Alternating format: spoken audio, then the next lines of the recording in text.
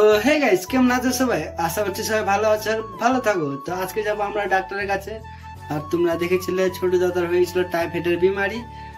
আর শুধুমাত্র ছোট দাদার হয়নি, তার সাথে আরেকজনের হয়েছে। তোমরা দেখতে পাচ্ছ এর সাথে আরেকজনের হয়ে গেছে টাইফয়েড। তো এখন ঘুমিয়ে আছে, এদেরকে নিয়ে যাবো আমি ডাক্তারের কাছে। কি বলবো, মানে তোমাদেরকে কষ্ট, মানে বাইরে কাজ করতে আসে এরকম অবস্থা হয়ে যাবে সেটা আমি কোনোদিনও ভাবতে পারিনি। ছোট দাদাকে আমি বললাম কি কেমন লাগছে, তো ছোট দাদা বলছে এখন ভালো লাগছে। ছোট দাদার সাথে এরও হয়ে যাবে টাইফয়েড, মানে বুঝতে পারছি না কি হয়েছে না হয়েছে, এর এখন রিপোর্ট আসেনি ঠিক করে। ঠিক আছে, তো গাইস ওদের দুজনকে হয়ে গেছে টাইফয়েড। ঠিক আছে, এরা দুজনকে নিয়ে যাচ্ছি ডাক্তারের কাছে। আর ডাক্তারের কাছে যাই কি বলে এখন রিপোর্ট, এই রিপোর্ট এখনো আসেনি ঠিক আছে ঠিক করে।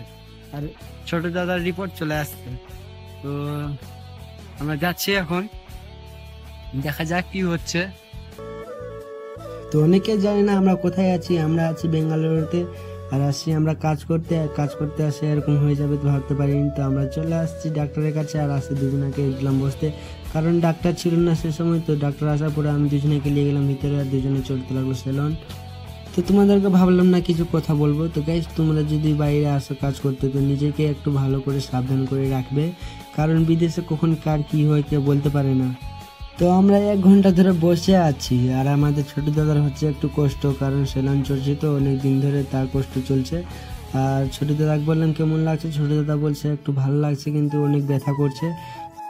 মানে টাইফয়েড মানে একটা এমন একটা রোগ যেটা যাকে ধরবে তো 7 দিন ধরে তার সেলন না চললে আর হবে না। তো একজনের সেলন জোড়া হয়ে গেছে, আর ছোট দাদার এখনো হয়নি।